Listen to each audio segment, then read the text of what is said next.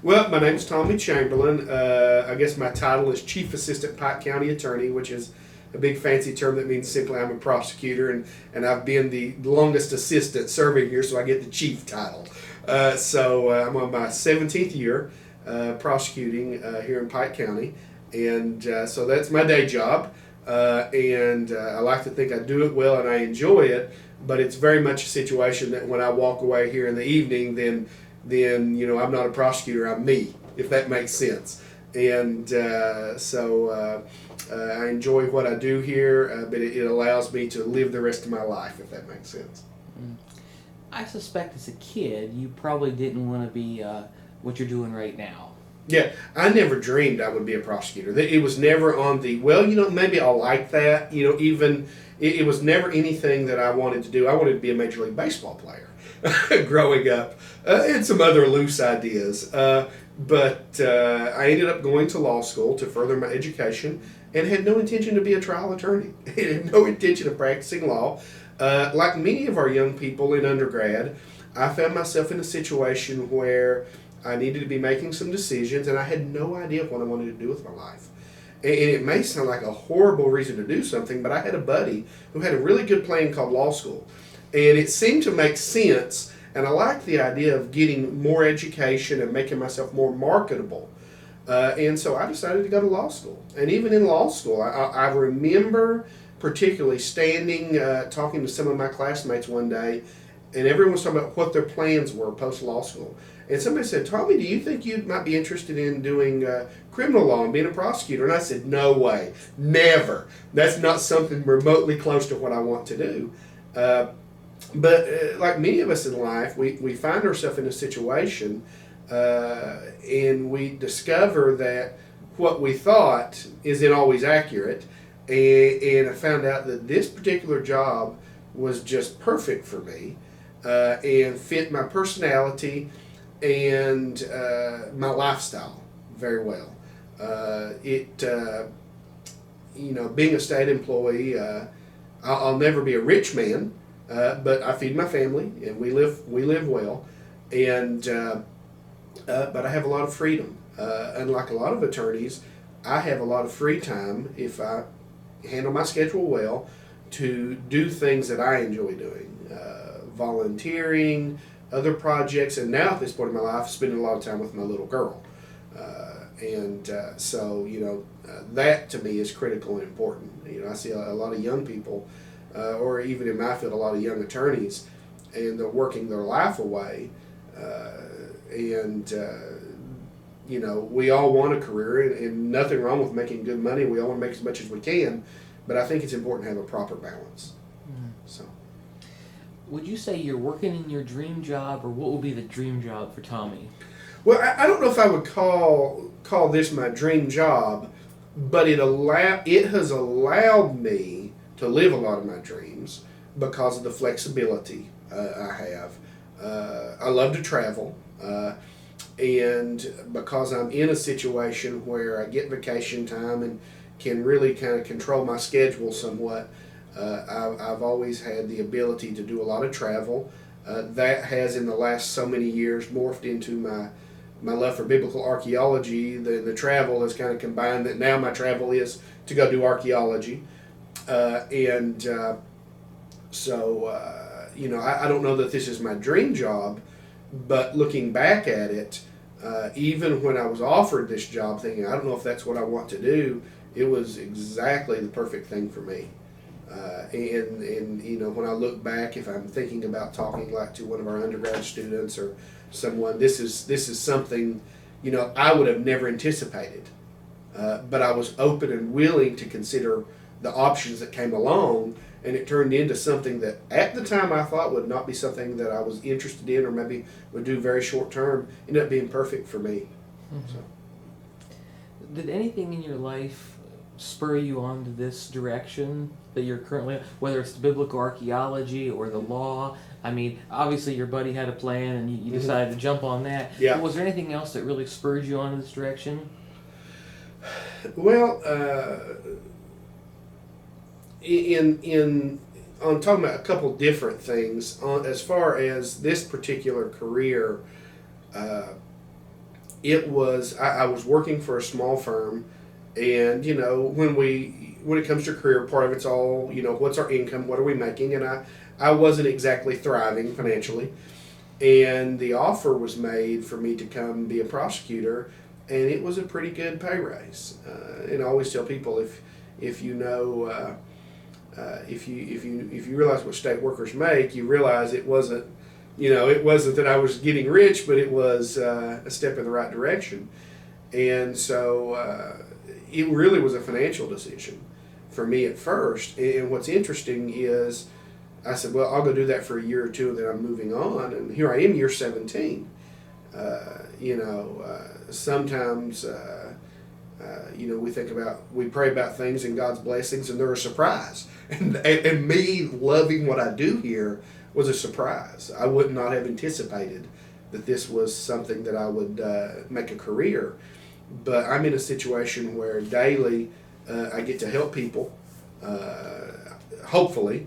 There are often situations where that help may be holding someone's feet to the fire and helping them realize a problem. And the last Hillbilly Days I attended, of all things, I had a really unique experience. Of the 3 days of Hillbilly Days, I had someone walk up and approach me who, as they approached me, I immediately recognized as someone I had spent quite a bit of time prosecuting. I was very familiar with them in the courtroom, and they all said something to this effect: "You saved my life. I want you to know. You saved my life, you changed my life," something like that, because you were willing to not just overlook things and pass the buck and give me the easy way out. You made me realize, and help me come to the point in life that I had to deal with problems, and so, so I very much enjoy what I get to do here on that level. In protecting our community and things of that nature. But one of the things for me, this career allows me to have the flexibility to enjoy the rest of my life and do what I need to do there. In recent years, I've become very involved in the field of biblical archaeology. I just got back a few weeks ago from my 3rd summer excavation. I'm moved up to staff on our excavation now, which is great. And as I told our head archaeologist, I have learned so much and came so far in the 3 years of work on our excavation.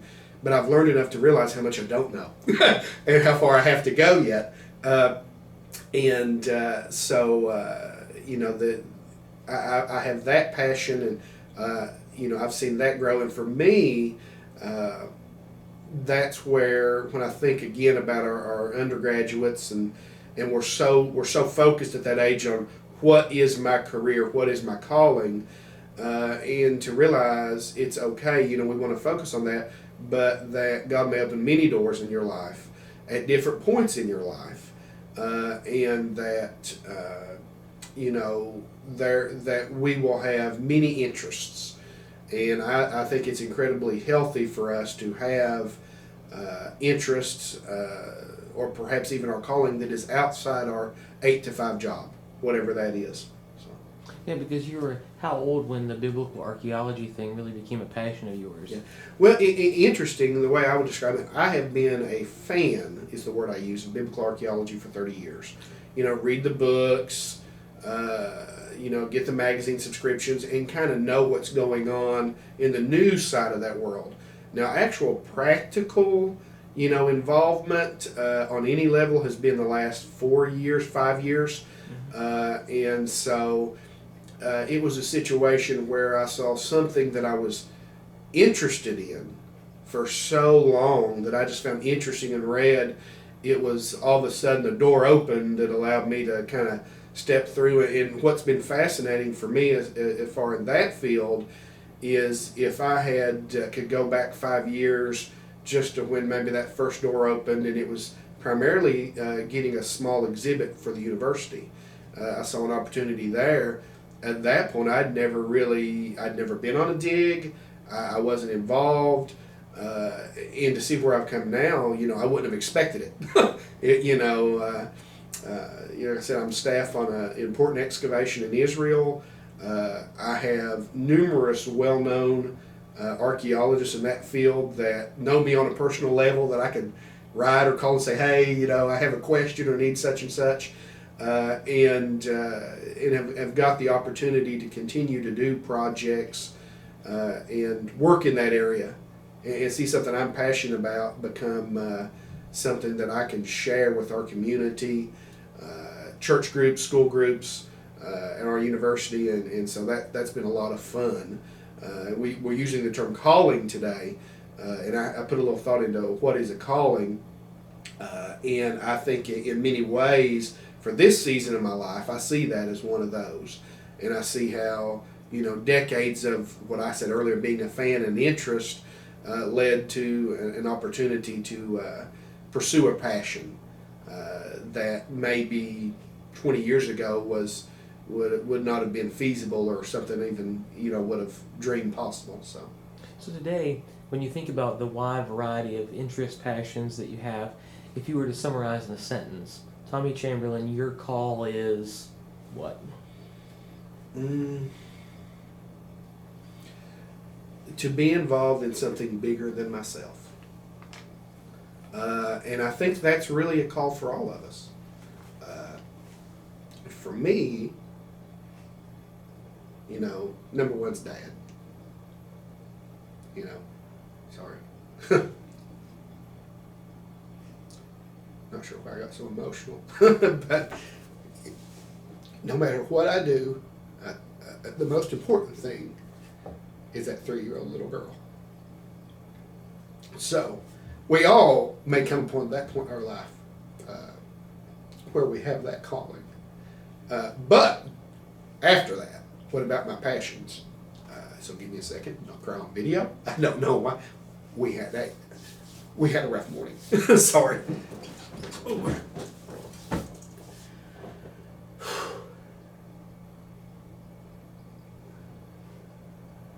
Okay, so beyond the family focus, being involved in something bigger than yourself. For me, for most of my life, that's been volunteer time, whether it's teaching Sunday school at church, volunteering at the university, just being there to help when somebody needs it. For my current stage in life, that comes with the archaeological material mostly, and the projects I do for that. But I think for all of us, when we talk about a calling, it's to get involved in something bigger, something beyond ourselves, something that benefits our communities, our families, our friends, and I think that is, whether it is from a faith perspective or otherwise, I think that's something important for all of us, critical to achieve those goals in life. Now, on your journey, has there been somebody or maybe multiple people who've been most influential on helping you know your path? Numerous different people at different points. Obviously, we're talking about our students here today. So when I look back, one of my college professors, Nancy Cade, was very influential in helping kind of, as I made the decisions for law school, kind of steer me and help, without too strong, you need to do this or that, help guide that decision-making process. So when I look back to those years, it was those things. On a recent term, because we maybe when we're younger, we kind of get the idea that when we get to be where I'm in today, I'm 44 years old. If you'd have asked me when I was 20, I would have thought, at that age, you've got it all together, you've got it all figured out. And what I've learned is you're still figuring it out, and you're still learning, and you're still developing and getting new opportunities. For me, recently, it's been probably the friendship of our head archaeologist, Dr. Stripling. He is really, he was one of the first ones that just said, listen, you're going on the dig. I don't remember that he asked me. I think he told me, you're going on the excavation. You need to be there. And here I am now. I'm on staff now, and he had commented something the other day about me continuing to climb the leadership ladder for our dig, and to me that was encouraging. But I've seen a lot of that as I take each step in that particular field. He's been a good example of someone that's helped encourage me. Let's take the next step. So. And if someone was watching this today and they said, "Hey, what you're doing right now, I would love to do that with my career," what did you do to align yourself with your current career path? Are there a couple steps that you tell them what you did? Sure. Well, if in of course my career as a prosecutor, you have to go to law school. You have to get a law degree, and so anything they want to do, if they have a particular profession they're interested in, number one, hey, what do you have to do to be in that profession, and how do you get there? Now, if it's a postgraduate type process and they're looking at going to graduate school at some point, what kind of GPA do they need? What activities do they need to be involved in? How do they get in? Let's if they're a freshman or sophomore, let's say in undergrad, and they have an idea maybe that's what I want to do, let's not wait till our senior year to try to get that GPA up or prepare. Let's do those things. And if we're looking at other fields, for example, the archaeology thing, it's like anything else, get involved. And I think that's a good way to, anything that a person is interested in, get involved. I tell my students in my senior level course that, you want the, for lack of a good term, book learning, but you need experience. Employers, graduate schools are very interested in students that not only show an aptitude in the classroom, but they show that they want to get outside the classroom and experience life and experience things in their field.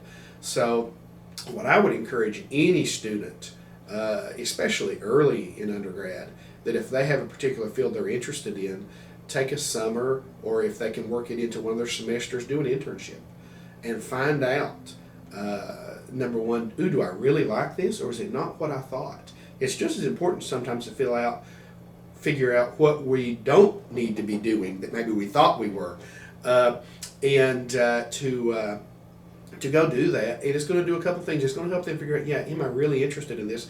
But number two, it's going to give them experience. And there's nothing like experience, and it gets you a foot ahead, and to continue to do that, and whatever you're interested in, get involved and do it, and go at it with a passion. Obviously, it hasn't been a straight line for you. We always have turns and dips and obstacles. How have you managed to navigate any life challenges or obstacles on your path? Well, those are going to come no matter what we do. Sometimes we have the temptation to throw our hands up and say, well, that's it, I'm done, I can't, I handle this. And I think we have to step back when we run into one of those speed bumps, and get our breath and take a look at what we're dealing with, and deal with it appropriately, and realize that often these issues are but for a moment, they're temporary, and we deal with them and move on. But what I would say, depending on what someone is whatever their obstacle is don't let that stop you. Find a way to deal with it. And each obstacle has its different solutions. But I would say, don't let something like that slow you down or discourage you or stop you. It's going to happen. I think that's part of the things we need to realize when it comes to our career choices, our calling, whatever, that you're going to have obstacles. Those are going to come, and it's going to be there. The question is not so much whether they're going to happen, but how we deal with them. If a person now you love people, you're really great with people, you talk and just bring a lot of energy, bring a lot of excitement. So if they said, hey, Tommy, you seem to have it all together, and I have no idea. What advice would you have for a person who's just really has no idea about their own call? Well, I would say that was me 25 years ago. I think what they need to focus on is not where I'm going to be down the road, but more of what's my next step. And I think that's a good way when we don't know we need to realize we don't have to have it all figured out. For many of us, when we talk about our calling or our career, that's a process, and it's a development process that takes time. And often you can look back and see doors that opened that led to another door that led to another door, and you could have never seen the end of that road standing back at the beginning. So what I always say is, take the opportunity to take that next step, whatever it is. Often they're small steps, and take advantage of what that opportunity is and do it well. When I would look at that, that's what I would say is, don't feel the pressure to say I have to have it all figured out. Take a look at where am I going next. And as you make that next step, you're going to have other opportunities, other doors open, and figure out where you go from there.